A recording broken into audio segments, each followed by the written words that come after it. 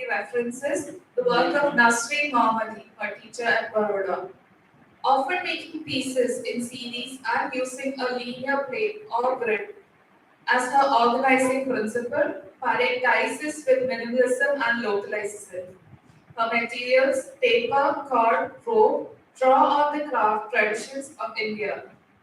Parekh explores their properties and works predominantly by hand to conjure organic vegetal forms indebted to the natural world.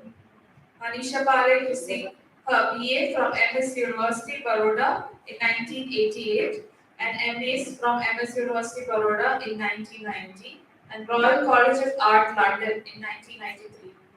She is a founding member of Coach International Artists Association.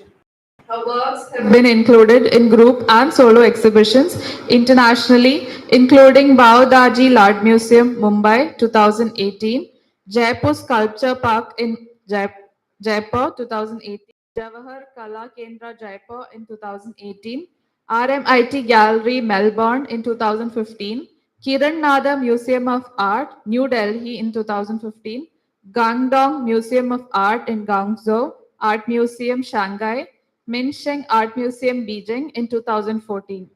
Parekh's work forms part of a number of collections, including Kasturbai Lalbai Museum, Ahmedabad, Kiran Nada Museum of Art in New Delhi, Lalit Kala Academy, Ahmedabad, and Royal College of Art, London. Thank you, ma'am. You can share your work.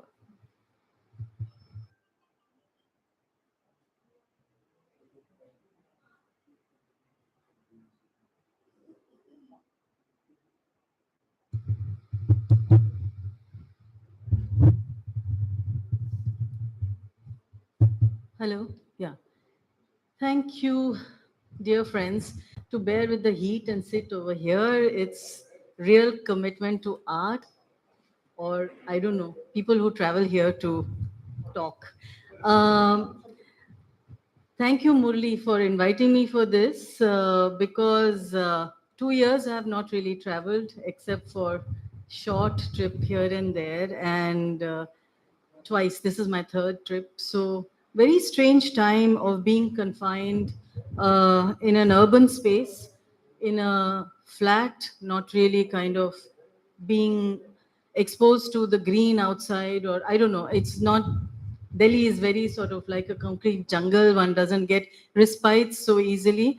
So I've spent sort of days just either planting the balcony garden and or growing things. And on one such hot, dull, quiet day, I saw a dry leaf kind of drop from the champa tree, and I thought, oh, what if the gravity changes and the leaf becomes wings, and wings as an idea, and then you can break out of the confinement. So these are the set of 9 works which I made almost in the last days of last year, in the hope that the new year will be more on a positive note. So I'll just run through them. The medium is watercolor and water-based ink. Um, I'm very fascinated by the medium I work in, and it's almost like I'm having a relationship with the material I deal with. So the water-based material is something, it allows you certain things which the other doesn't. So there's a kind of a engagement which is, or a conversation, and it's almost like the material leads me on. These are done in various layers. I would paint and wash them off and paint and wash them off and build on the memories of the past layers, and that would probably eventually concretize the image. I'm not sure if my work is abstract, and it's a word I use for not having a better word as an alternative, but I think my work is more associative. Um, it has a connection to something, a location, a memory, a thought, or something I have read or seen.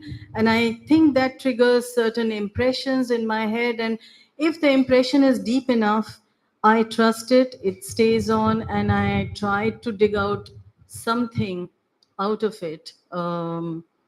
So often I'm not great at verbalizing about my work, but it's it's there to see.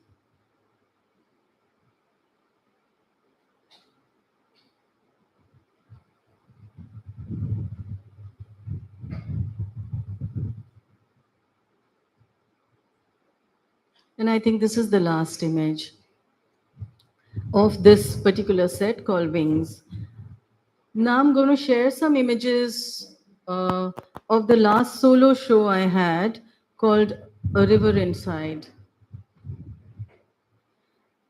This exhibition was at Javeri Contemporary in Mumbai, and the exhibition comprised of works which were done with watercolor, so water based medium, and graphite, which is another a different kind of medium. It has a different property. So these are graphite drawings, which I make by constructing surfaces through Fevicol droppings and rub on it to get impressions and build up on that. So it's a very physical kind of work.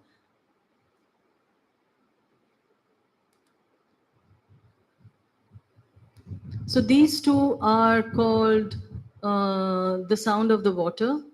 And I don't know, I have an internal conversation while I'm making the work, and I could feel certain kind of gurgling or sound when I'm making the work, which, and it felt like there was some kind of hidden movement of water which was there in my mind while I was making this work.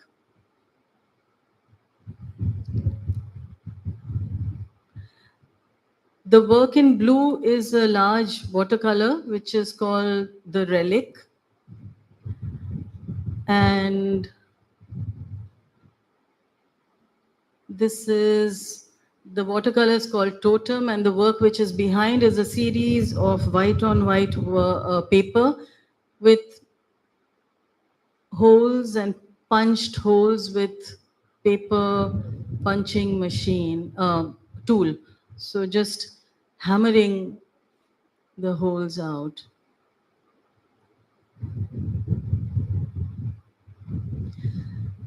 This particular installation to me is called Following You. And I've been engaged with the act of drawing, and to me, it feels like three-dimensional drawing, where there is a presence of the material and the shadow. And with the way the work is lit, there is something which follows the material, and therefore the title Following You. Here is another view of the work.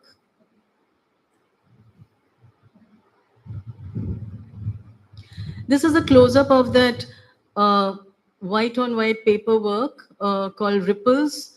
So these are just very beautiful paper punching tools which I started hammering holes out of on a thick paper, and a particular way to frame it so that there is a little depth and space underneath, and the shadow kind of uh, casts another dimension.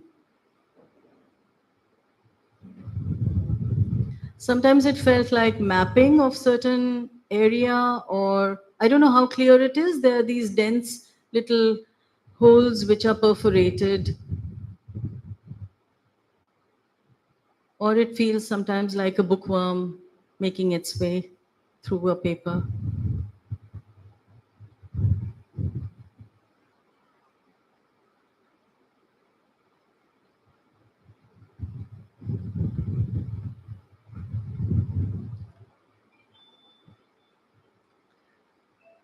This work is made, I mean, it's called Totem, made with ink spray as well as watercolor. So I'm kind of really excited when a loaded brush comes in contact with the paper. And if the paper is wet, the way the pigment spreads and the kind of beginnings it makes me walk into. It's almost like taking a walk into an open space, and then you figure your path.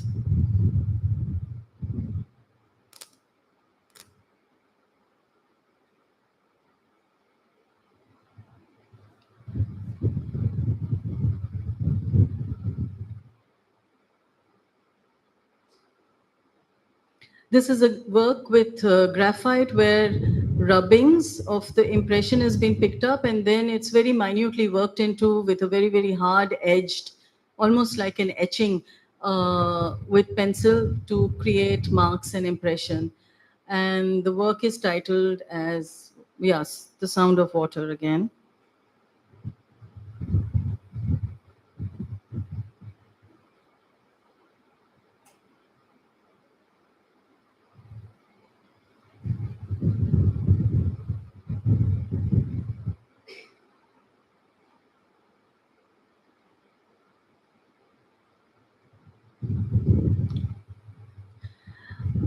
Some views of this another piece of work which I made in mild steel called "Is It Me or Is It You?" Again, it goes back to the fact that it's material as well as shadow, which has a presence in the work and a play. Um, yes, yes, yes.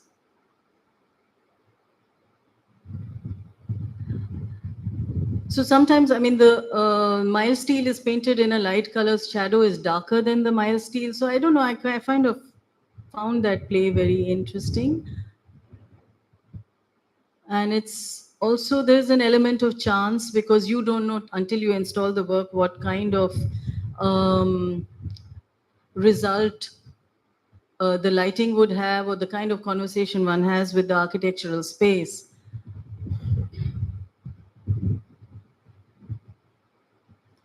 And the method of drawing was also interesting. I was working with the welders where I was just making a drawing on the plywood, and they would start bending the steel and placing on it and welding it. And then I would tell them to make two pieces identical, and then I would have all these elements just connecting the two shapes. So I don't know, the work felt a lot about relationship, connections, my conversation with the welder who was simple, who could only understand very basic stuff. But I think through the collaboration, there was a better understanding we arrived at, and that became quite valuable as a as an interaction. Of course, past 2 years have just dried the possibility. So I'm going to show a set of works from my residency I did in Japan some years back. And sometimes, I mean, I'm a studio-based artist, but these trips and a experience of work away from the comfort of the studio just opens out certain possibilities. And it's a challenge which is quite in terms of its energy. So the building, the residency was in a town called Aomori in the northern part of Japan, very close to um,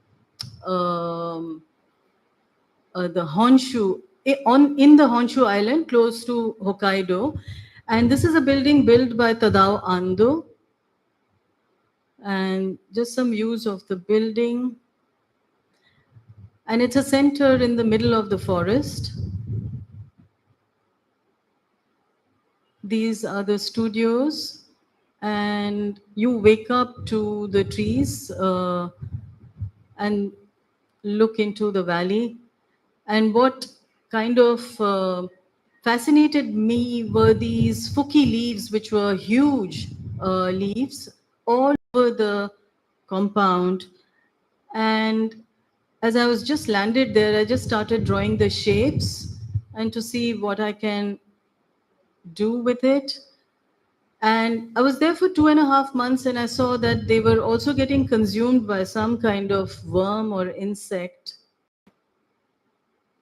And so by the end of the residency, the leaves had become like this. And to me, I don't know, I felt there was a parallel between that worm and me, as I was consuming the other culture, when you are in a completely different and a strange land. So I just started drawing on the cardboard just as a shape, and started cutting it into the shapes. And there was only one wood working studio there, so started drilling holes in it, almost like an insect trail.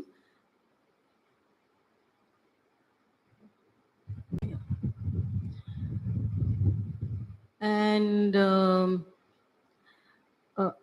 insect trail which has a little white, red presence, which was the silk I was carrying from India. So almost like mixing material and almost signifying that as my presence on that surface. Along with this, became quite fascinated by the kanji script.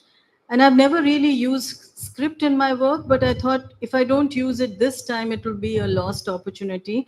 So I picked up 5 elements which I was surrounded by, and that was sun, water, mist, tree, and mountain. And I projected those figures, the kanji script figures, and started drilling holes in it from both the sides, and eventually dipped them in the indigo pigment and dried them off, and eventually into sumi ink also.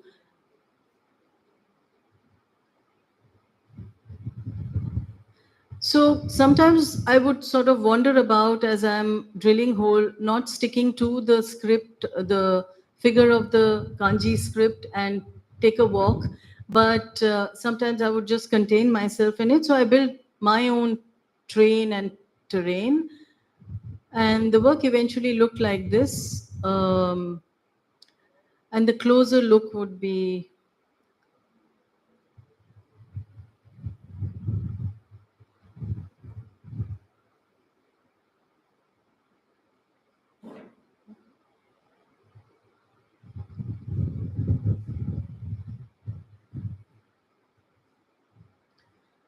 the plywood pieces became a kind of a vegetation on the wall growing down into the onto the floor, called shadow garden.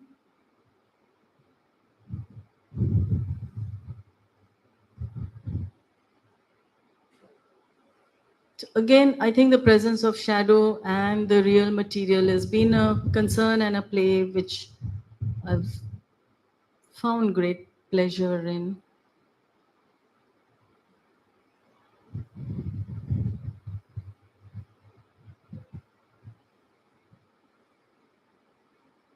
So maybe that presence of silk is little more evident in this image.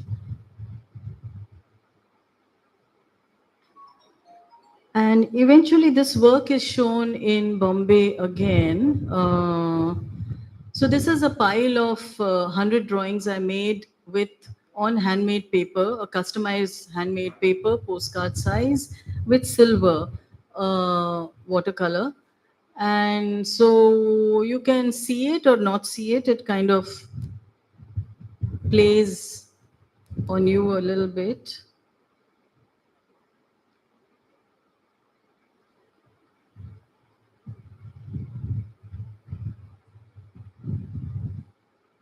This is a paper which, I mean, I'm quite deeply interested in different kinds of paper. So this is a handmade paper, so it just kind of takes in the pigment like a blotting paper. Whereas there are other papers I'm using where sizing is good enough, so you can really rough it out. And these are some other works which were part of the show. These are called Tangle Foot. So it almost makes me feel like, I don't know, drunken walk or something like that. But I think what fascinated me while working on it was the use of gold and indigo. So there is, when you move with the work, there's a shift of light, which is like two bodies.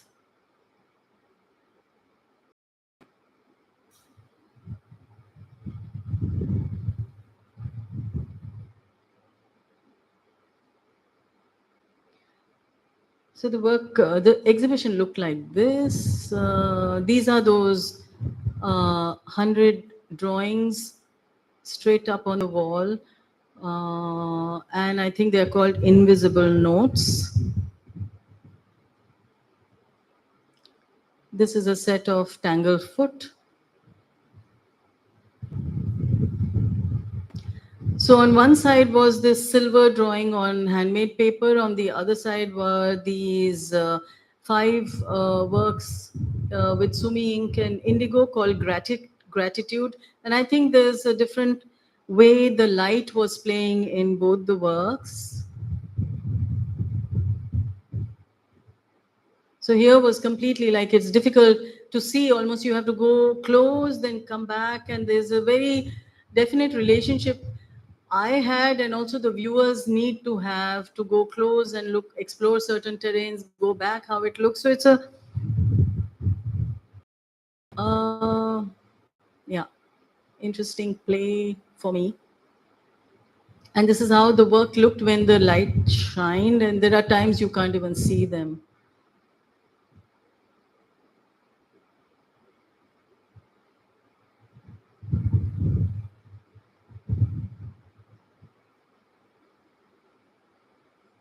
And as you entered the gallery space, the shadow garden was installed in this particular manner, and this is the uh, way it looked. I think I'm going very fast, and I'm going to end very soon. Oh, sorry, these are limited. So, I mean, I think I just wanted to limit myself to works which are from last 5 years. And I'm just sharing few more works to show the other material and mediums I work in.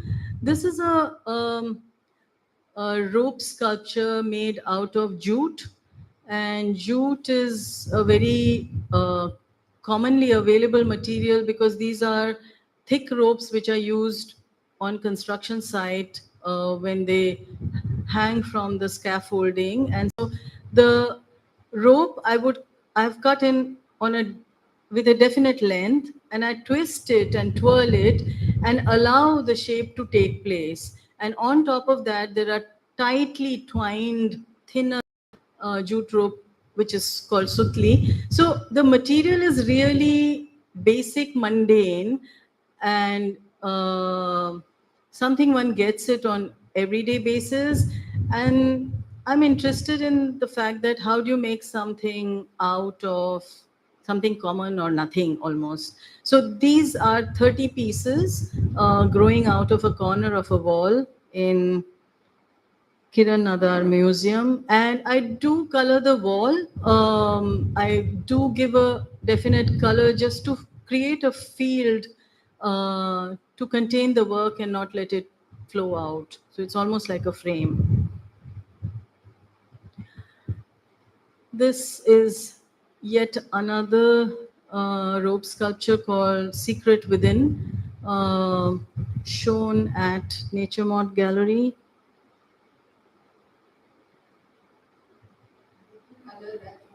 Yeah, yeah. Yeah. So you can see the gallery installation is such, that's a white wall, but this needed that color field for me, and that's how.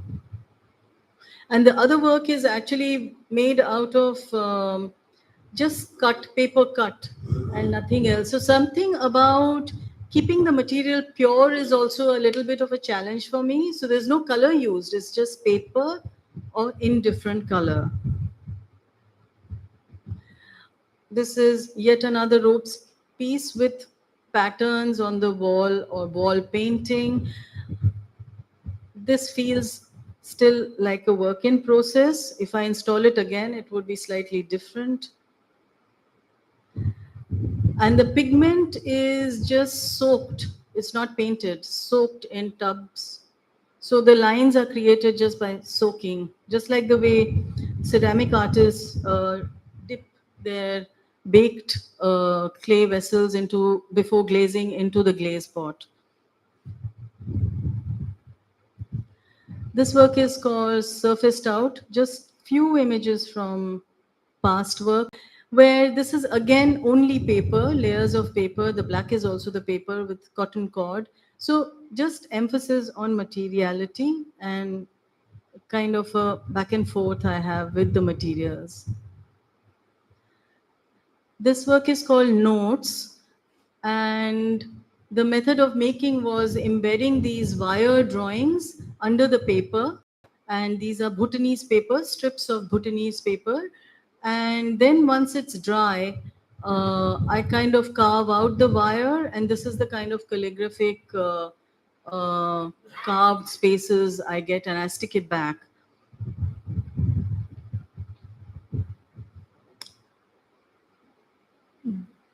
I can't remember the title of this work, but this is again the same paper on paper as a material. And this is probably the last image called The Pause. Again, layers of different kinds of paper, translucency, opacity, and that's it.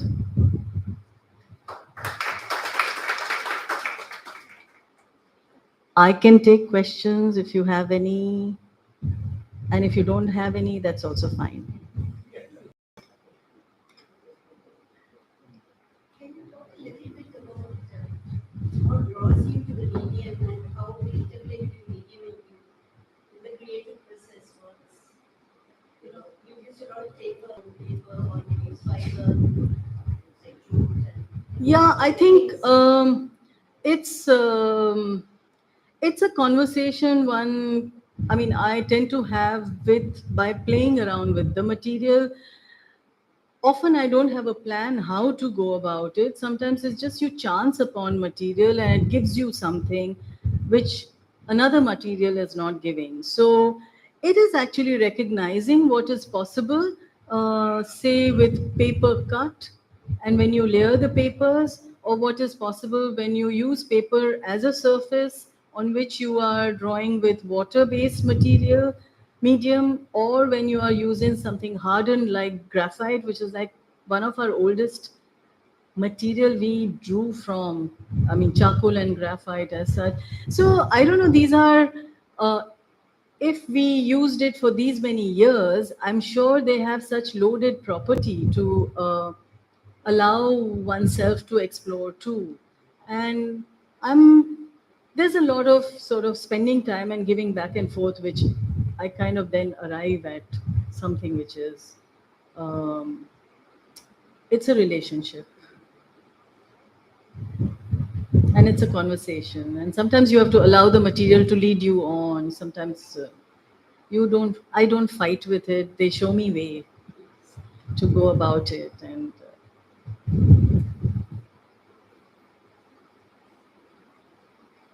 and that work following me until yeah. did you do any other work with the same Two sets of work I've done in my steel. I haven't worked in that in last 2 years because of the lockdown.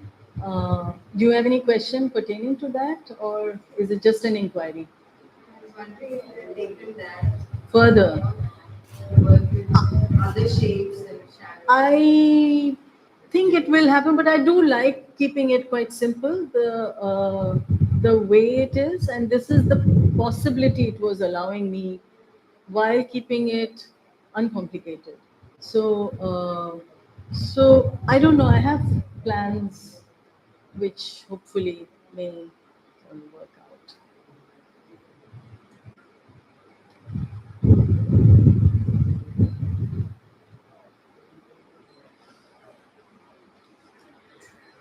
I do want to thank Abhishek Benny who helped me put this presentation together because I just goofed up. I had come with no images on me, and somehow the magic of internet and I have a small pen drive which had some images which I could build this into. So for you to share it with you all. So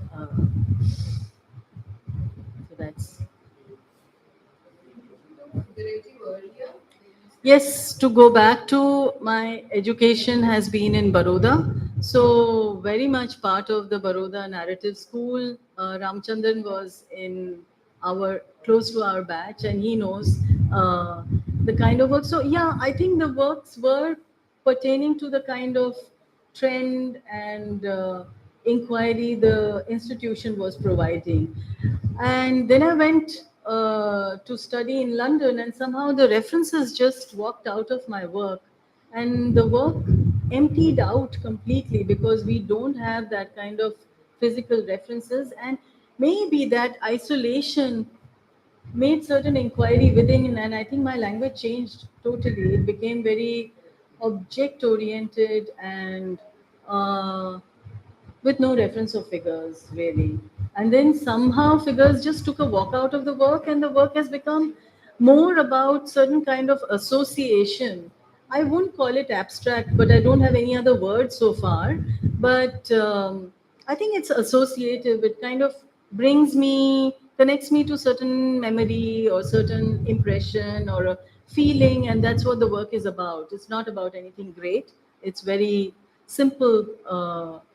Mundane kind of feeling, but I do like that association which I have at times. I really hold on to it, and hold on to it enough for me to have the lust to make the work. I mean, it's all about a lot of sensational feeling while making it, and I don't know whether it comes through, but I think it's a lot about just the making. I'm a maker. I think intermediary objects ways to paintings or practical works. So then you then you Yeah, so if I mean, I don't have I couldn't show you the entire journey of my practice. It's kind of now distilled into this. I don't know what happens later, but there's been certain cleaning up, maybe. Growing old is one sign, maybe. I don't know. You eliminate things.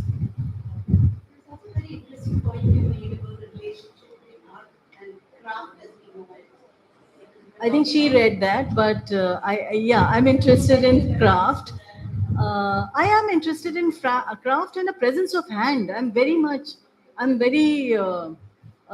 dedicated about that. The presence of hand is amazing in whatever we do, and it brings something which perhaps the other techniques have other properties to it, but I think presence of hand is something, whether you use your hand or someone else's hand, but I like that.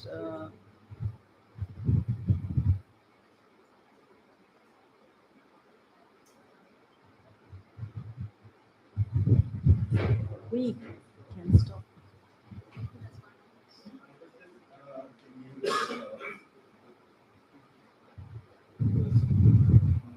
When we think about the other side of the world, the subject to experience the subject to experience the world, or the living subject.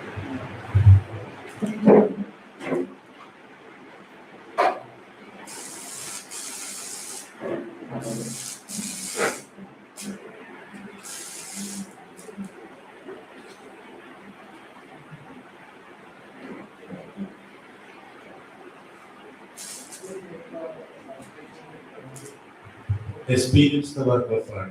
So the subject to experience the work of art. How an artist is going to address the subject of the experience.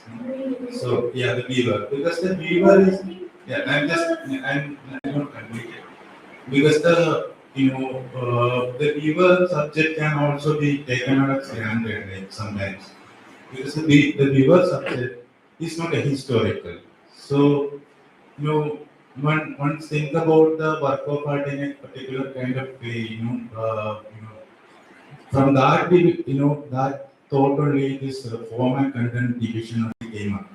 Because we cannot say that the whole experience is subjective, subjective, but as an artist, how do we, what we kind of what kind of effect we are kind of making? Like is it only about making some symmetrical order, or you are making some kind of pedagogic interest in art. So that is the question, and this I wanted to.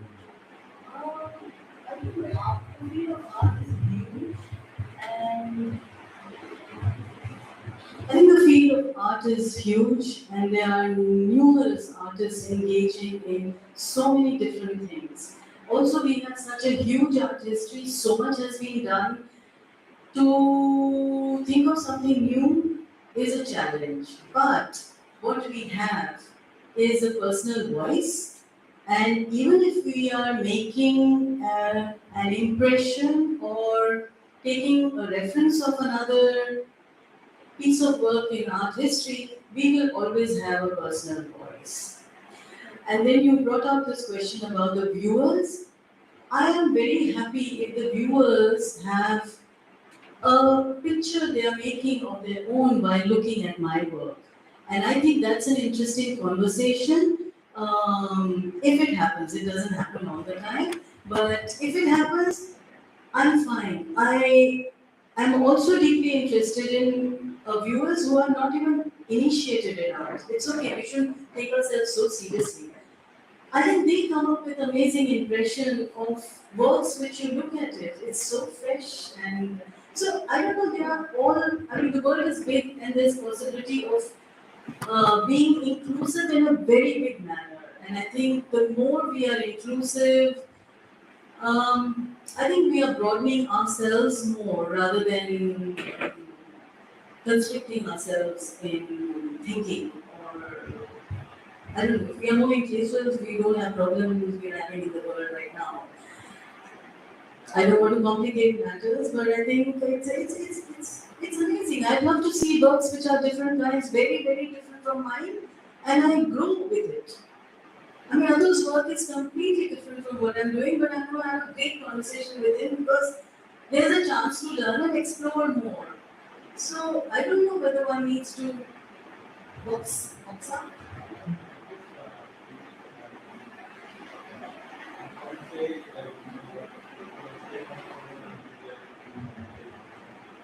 whether reality or memory, always something Sure, sure, sure. one can actually bring a real material that may be for someone it may be a violent someone Absolutely.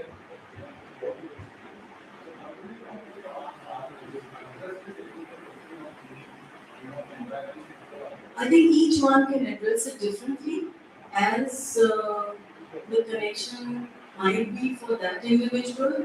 I can only answer in this manner. I can't. Atul has something to say. I just say something to say this question comes all the time, especially in India where we believe in abstract works. Okay, the indirect question is what use is this kind of work? Now the question is a very capitalist question because you want art to be used. You will never ask this question of a poet, what use is a poem? You will not ask what use is classical music. But for artists, you will always ask what use is this one. Has the, because I get asked the same question, has the Yamuna been cleaned? Has the Ganga been cleaned? This is not a question of use. This question comes from a capitalist bend of neoliberal capitalist bend of mind, which we are all falling into. Why don't we ask the same question of a classical musician? What use is classical music? Right? But with art, you always want to use. You know, that is the whole problem. So it is an expression of medium. It's an expression of life. It's an expression of material. It's an expression of working with certain materials, working with 2 dimension, 3 dimension all the time. So it cannot obviously be an agenda of use. No, I just wanted to say this. I don't know whether I make myself clear or not, but it cannot only be for use. It's what one. It is. There are also personal journeys we all go through. Her personal journey is very different from my personal journey. Madam, just taking off from that question the young guy asked. So I think, and to the artist's reply, I think what he mentioned maybe can be made more clear if you frame the question in a way that he will be asking this particular frames the genre or a period of time, say half a decade, you said 5 years or so. how you arrived to that. So, for example, yesterday's presentation, Mr. Babu was it. He, from the very beginning of his time to the contemporary 2020-19 period, he has seen that. And last around 10 years or so, just a few years before Binale, in Cochin, we started the artist presentation. Mr. Kaladharan is here. He brought Bose Krishnamachari. So he gave a presentation from his, maybe after his student days onwards. So we, say 80-90% are artists. Some are less critics and aesthetes like us from film field and other fields. So we get a whole picture of the entire hour. So that is one way of framing his question, is that how you arrived at. So it become easier for us as when the Mr. Artist Babu presented like that. So if you put, of course, uh, the artist now presented it maybe as a capitalist question. If you can look at it from, if he used the quote unquote word you use, but he hasn't used the word use.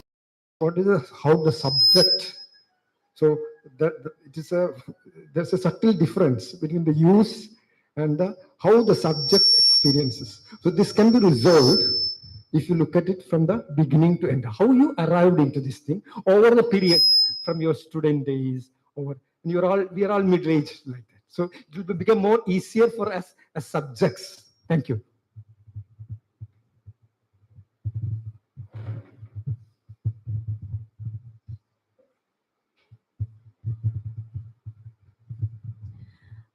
I don't know. I can only make any kind of clarity to answer you is with images of my earlier work, which I do not have. So next time maybe. But I just also wanted to emphasize on the last 5 year or 10 years work. I'm 57 now. I've done a lot of work. I can't be sitting and showing everything, because each decade is almost like a different phase, and we are all growing in that manner. We may not be the same person. So I just wanted to show you a chunk of time. It's just an hour that I'm sharing my work with.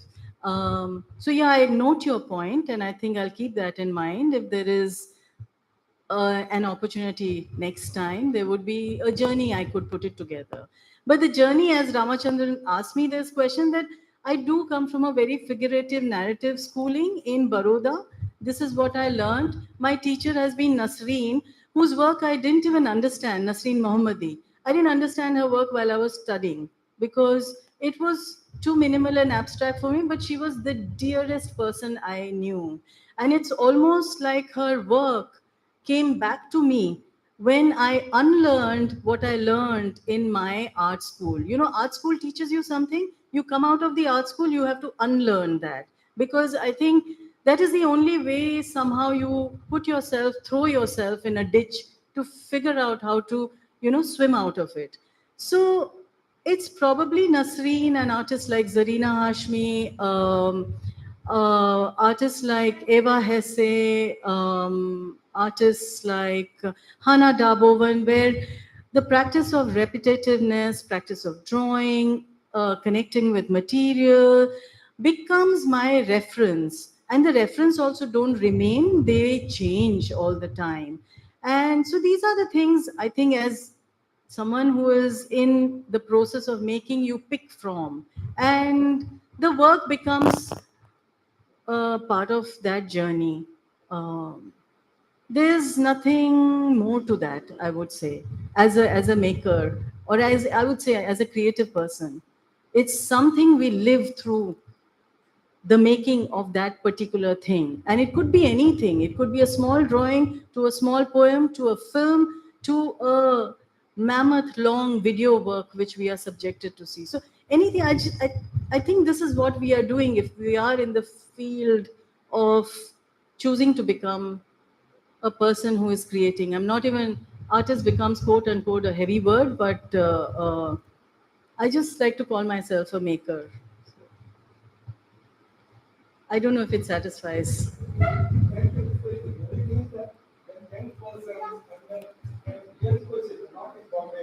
I know, I know.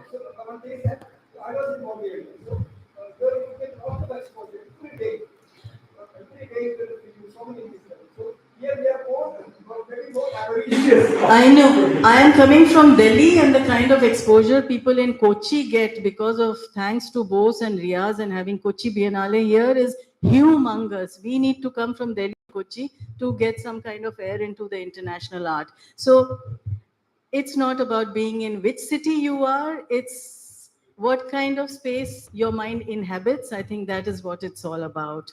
And I appreciate all the questions you made. You spoke about the viewership, you spoke about being a maker. There is a relationship, and we have to also explore it. You as a viewer to the work, and me as a maker to the work. So, thank you so much.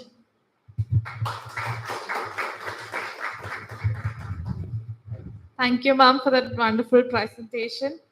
I would like to thank both the speakers who's led to a great discussion today. So with that, we come to the end of today's event. I would like to extend my gratitude to both the speakers of the evening and give them a memento on behalf of Kerala Lalitakala Academy. I request the chairman Murli Chirot and secretary okay, to give the speakers a memento as a token of appreciation.